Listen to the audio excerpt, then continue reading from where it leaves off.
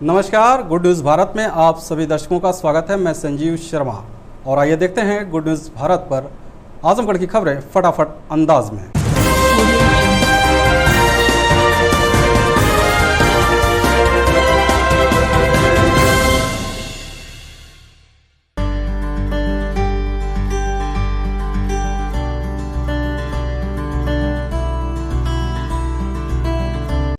We have wings, we can fly, look at the world in the eye. We have a heart that is kind and a wise, open mind. We have hope, we have love, we can rise up above.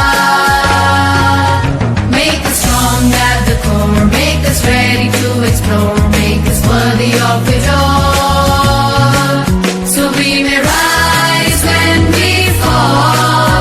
We are the game changers, we are the trailblazers, we are the go-getters, we are the wave riders, we are the Jaypurians, we are the Jaypurians, we are the Jay. We have wings. UP की सियासत को लेकर एक बड़ी खबर चर्चा में है। उत्तर प्रदेश विधानसभा में बसपा से विधानमंडल दल के नेता रहे आजमगढ़ के मुबारकपुर विधानसभा सीट से लगातार 2 बार बसपा से विधायक रहे शाह आलम उर्फ गुड्डू जमाली की सपा सुप्रीमो से हुई मुलाकात के बाद मुबारकपुर विधानसभा क्षेत्र से उनके चुनाव लड़ने की अटकलें तेज हो गई हैं। सूत्रों की माने तो शाह आलम उर्फ गुड्डू जमाली इस बार मुबारकपुर विधानसभा क्षेत्र से समाजवादी पार्टी से उम्मीदवार हो सकते हैं। आपको बता दें, बीते नवंबर में शाह आलम गुड्डू जमाली ने बहुजन समाज पार्टी से तथा विधानसभा सदस्यता से इस्तीफा दे दिया था। उस दौरान उनकी सपा सुप्रीमो से मुलाकात हुई थी। तभी से समाजवादी पार्टी में शामिल होने का कयास लगाया जा रहा था, लेकिन रविवार को एक बार फिर उनकी मुलाकात में सपा सुप्रीमो अखिलेश यादव से हुई है। सूत्रों की माने तो वह मुबारकपुर विधानसभा क्षेत्र से समाजवादी पार्टी के उम्मीदवार हो सकते हैं। उनकी उम्मीदवारी की अटकलों के बाद मुबारकपुर विधानसभा क्षेत्र में सियासी पारा बढ़ गया है। लगातार क्षेत्र में बने रहने और कोरोना त्रासदी के संकट काल में क्षेत्र के जरूरतमंदों को हर तरह की सुविधा उपलब्ध कराने के कारण उनकी क्षेत्र में गहरी पैठ बन चुकी है। क्षेत्र में कई अवसरों पर उन्होंने अपने क्रियाकलापों के जरिए अपनी विश्वसनीयता को जनता के बीच साबित किया है। हालांकि इस सीट पर पूर्व मंत्री चंद्रदेव राम यादव करेली, सपा के पूर्व अध्यक्ष तथा 2 बार इस विधानसभा क्षेत्र से अपनी आजमाइश कर चुके अखिलेश यादव, प्रसपा के रामदर्शन यादव, SC/ST आयोग की पूर्व सदस्य सना परवीन ने अपनी दावेदारी इस विधानसभा क्षेत्र से की है और यह सभी लोग मुबारकपुर विधानसभा क्षेत्र में लगातार जनता से संपर्क बनाए हुए हैं। लेकिन शाह आलम गुड्डू जमाली की कल सपा सुप्रीमो अखिलेश यादव से मुलाकात के बाद यह माना जा रहा है कि मुबारकपुर से वो पुनः चुनाव मैदान में उतरेंगे। हालांकि अभी पार्टी की तरफ से किसी भी उम्मीदवार को लेकर अधिकृत घोषणा नहीं की गई है।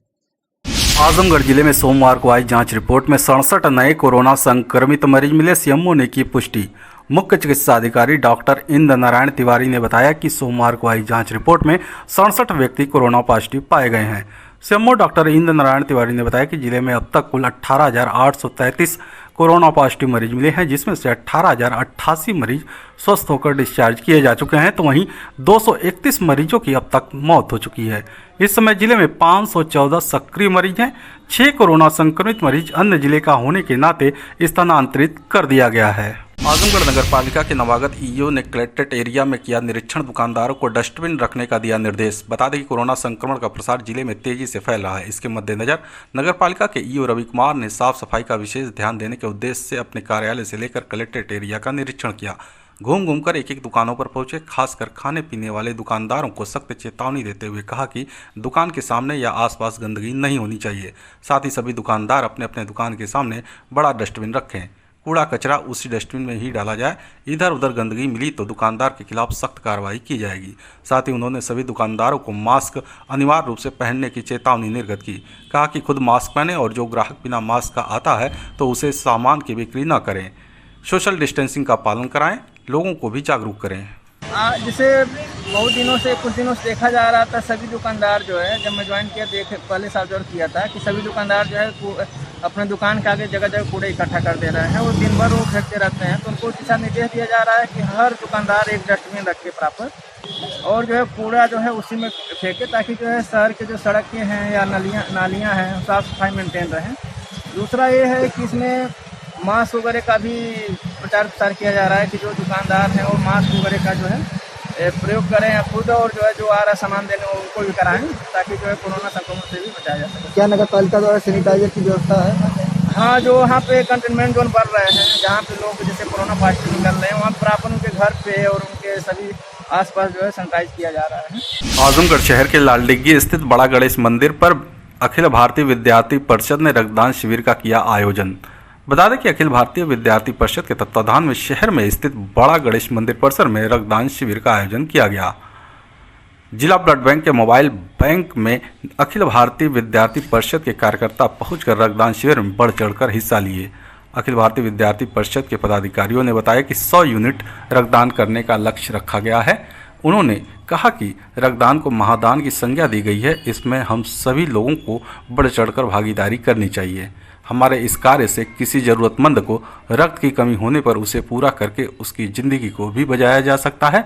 रक्तदान करने से कोई भी हानि नहीं होती है। रक्तदान का आयोजन किया गया शिविर का, इसमें 100 यूनिट रक्तदान का लक्ष्य रखा गया है। रक्तदान करना से हमें ये फ़ायदा है कि हमें व्यक्तिगत भी फ़ायदा है और समाज का भी फ़ायदा होता है। रक्तदान करने से बहुत से ऐसे वंचित लोग होते हैं जिनको रक्त की आवश्यकता होती है और मिल नहीं पाता है, तो ऐसी परिस्थितियों में उनके लिए भी फ़ायदा है और हमारे व्यक्तिगत जीवन में भी रक्तदान का ये फ़ायदा है कि हमारे शरीर की कमियों को दूर होता है इससे।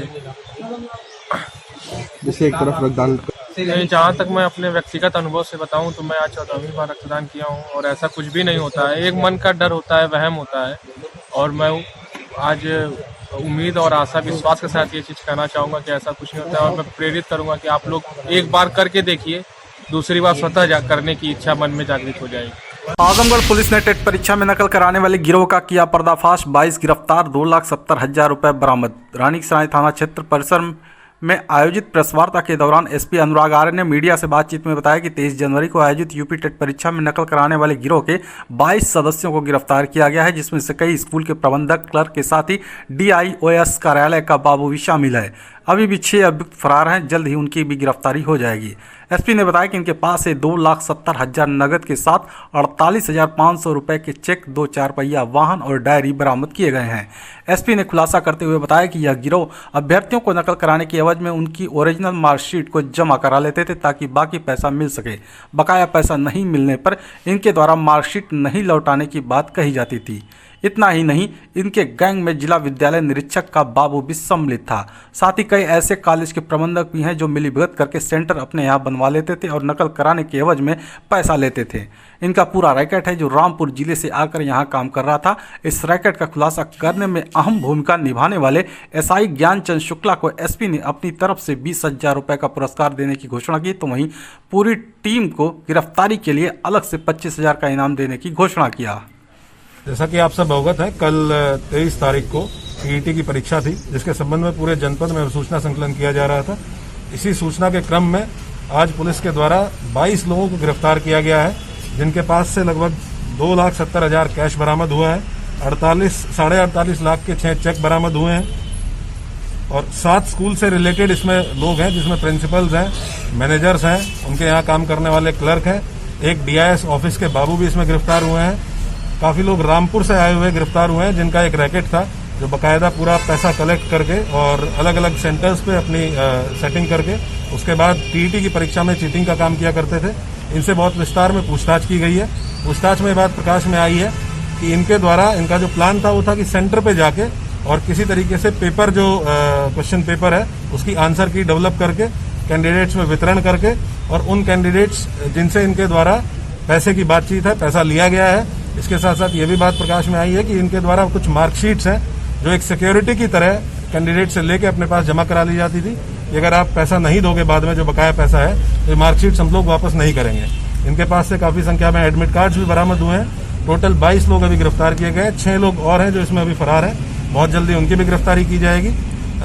इस कार्रवाई में SI ज्ञानचंद शुक्ला, जिनके द्वारा इस सूचना के डेवलपमेंट में बहुत महत्वपूर्ण रोल प्ले किया गया, इनको मेरे द्वारा 20,000 रुपये की धनराशि से पुरस्कृत किया गया है और जो गिरफ्तारी करने वाली टीम है उनको पूरा 25,000 रुपये के पुरस्कार से मेरे द्वारा पुरस्कृत किया गया। आगे गैंगस्टर की कार्रवाई इनके खिलाफ की जाएगी और इनके जो सेंटर्स हैं जहां पे इस तरह की गतिविधियां रहती थी उनको ब्लैकलिस्ट कराने के लिए डीएम आजमगढ़ को भी रिपोर्ट प्रेषित की जाएगी और नकल माफिया के रूप में भी इन लोगों को चिन्हित किया जाएगा। क्या ये नकल करा चुके थे या अभी कराने वाले? नहीं, नकल कराने के प्रयास में थे और क्योंकि हम लोगों ने पहले से ही पूछताछ करके इस पूरे प्रकरण में लगभग टोटल 45 लोगों से पूछताछ की गई, जिनमें से इन 22 लोगों का इन्वॉल्वमेंट इसमें सामने आया। जिन सेंटर्स पे पहले से डाउट था वहां एक्स्ट्रा लोगों की ड्यूटी लगा के और सारे अधिकारियों के द्वारा उनका भ्रमण करते हुए सुनिश्चित कराया गया कि कहीं भी किसी प्रकार की नकल न की जा सके। सर, इनका रैकेट आजमगढ़ में है कि और जनपदों में इस तरीके का इन्होंने किया है? अब जैसा आप देख रहे हैं कि रामपुर से यहाँ आके काफी संख्या में लोगों ने यहाँ आके इस रैकेट का पार्ट थे और पैसे का लेन देन किया था। इनके पास से डायरी और हिसाब किताब बरामद हुआ है। ये जाहिर सी बात है कि कई जनपदों तक इनका रैकेट फैला हुआ है और इसमें सबसे बड़ा कॉकस जो है वो जो स्कूल चलाने वाले हैं, जिनको जो सेंटर्स अपना करा लेते हैं, उनका सबसे बड़ा रैकेट है। इसीलिए इसमें स्कूल के प्रिंसिपल, मैनेजर, क्लर्क्स और डीआईएस ऑफिस के एक बाबू, इन सब पे कार्रवाई करते हुए साथ साथ में ऐसे भी कैंडिडेट्स जिन्होंने पैसे का लेन देन किया था उनको भी गिरफ्तार किया गया। आजमगढ़ जिले के हरबंशपुर में कर्पूरी ठाकुर की जयंती पर समाज के नेता ने किया आचार संहिता का उल्लंघन, एसपी ने कार्रवाई का दिया निर्देश। बता दें कि शहर के हरबंशपुर कार्यालय पर राष्ट्रीय नाई महासभा युवा मोर्चा उत्तर प्रदेश के तत्वाधान में बिहार के पूर्व मुख्यमंत्री कर्पूरी ठाकुर की जयंती पर कार्यक्रम का आयोजन किया गया।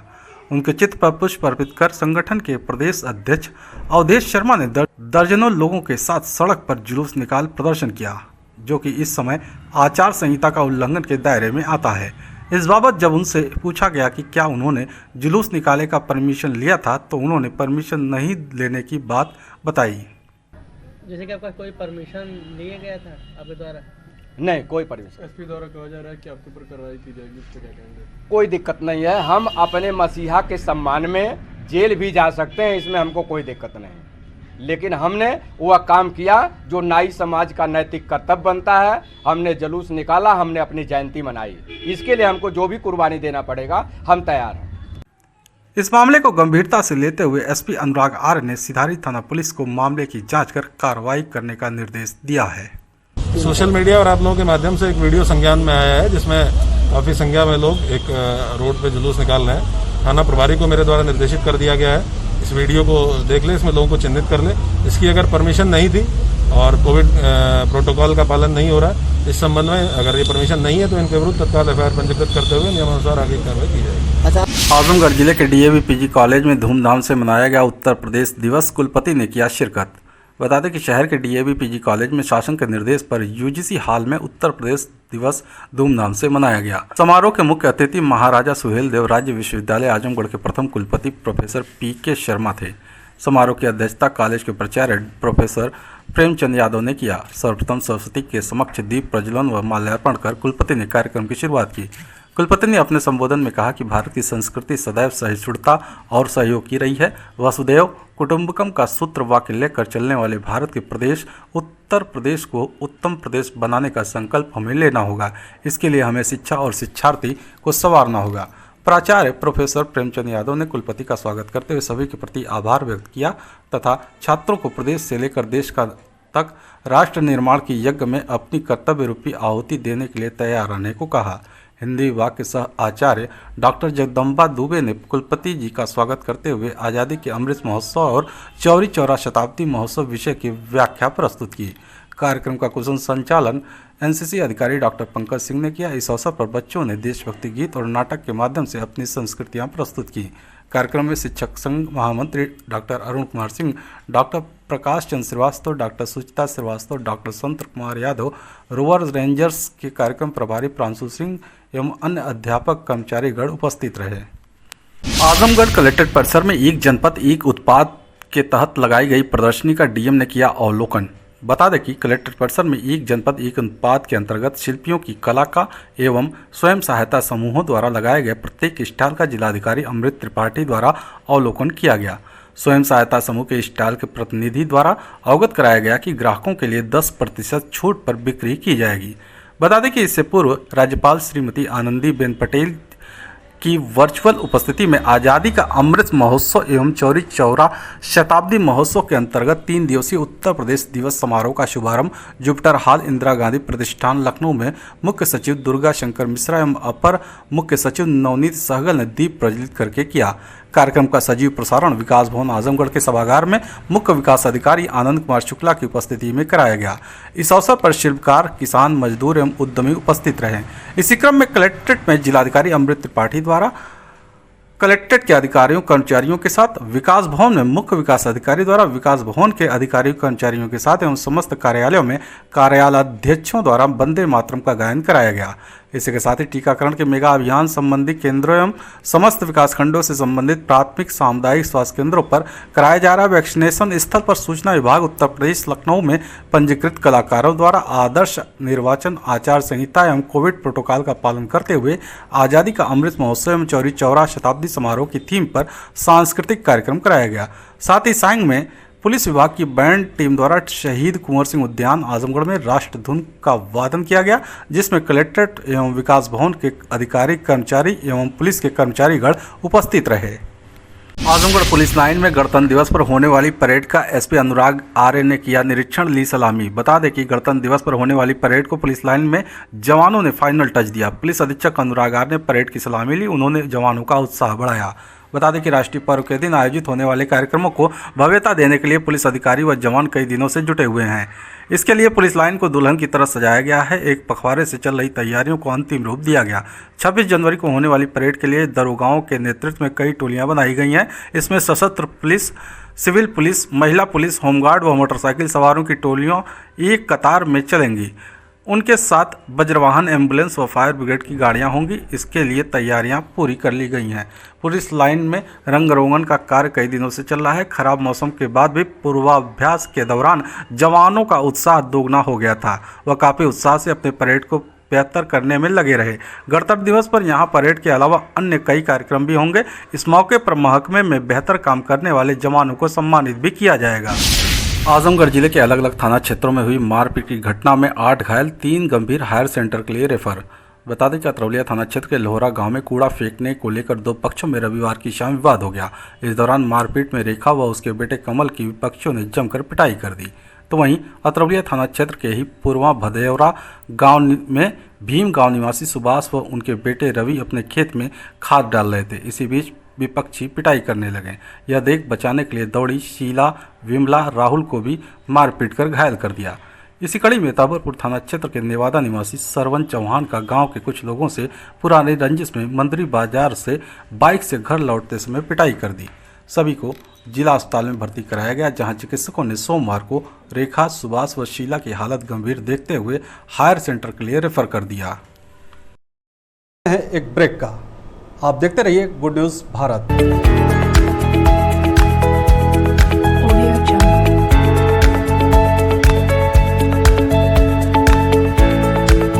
ब्रेक के बाद एक बार फिर से आपका स्वागत है और आइए देखते हैं आजमगढ़ की खबरें फटाफट अंदाज में।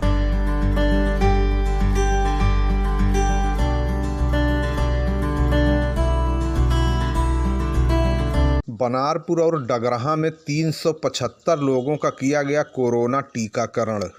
बनारपुर और डगरहा में आज सोमवार को कोरोना वैक्सीनेशन कैंप का आयोजन किया गया, जिसमें बनारपुर में 300 लोगों को कोरोना के प्रथम और द्वितीय डोज का वैक्सीनेशन किया गया। इसी प्रकार डगरहा में 75 लोगों को कोरोना का टीका लगाया गया। बनारपुर में सिटी पब्लिक स्कूल में प्रधान मोहम्मद काशिफ के नेतृत्व में टीकाकरण कैंप में manager Ishtiyaq Khan, Mohammad Shah Alam, vice principal Adnan Khan, Adil Khan, शाहरान Khan, Naved Khan, Sajid Khan, Asif Khan, Tabrez, Ramagya Chauhan, संकटा प्रसाद तथा स्वास्थ्य कर्मियों में CHO ज्योति पटेल, आकांक्षा गुप्ता, ANM रूबी मौर्य, आंगनवाड़ी रचना गौड़, गीता चौहान, शशिकला देवी, आशा देवी, ममता गौतम, उषा, आशा और कलीम आदि लोग उपस्थित रहे। इस अवसर पर लोगों में काफ़ी उत्साह देखा गया। प्रधान काशिफ खान ने अपने वाहन भेजकर लोगों को उनके घर से लाकर वैक्सीनेशन कराया। इसी प्रकार डगरहा में ANM अंशिका राय, नर्स नीलम अशोक, कुमकुम सिंह आशा, फूलमती देवी BLO, रीना कुमारी पंचायत सहायक, ग्राम सचिव विनय यादव, संचालक प्रज्वल सिंह उज्ज्वल, आकाश प्रधानाध्यापक हरिहर नाथ पाठक तथा समस्त शिक्षक और स्टाफ आदि उपस्थित रहे। कस्बा देवगांव तथा तरफकाजी में कांग्रेस के विधानसभा लालगंज के भावी प्रत्याशी रामानंद सागर ने किया जनसंपर्क।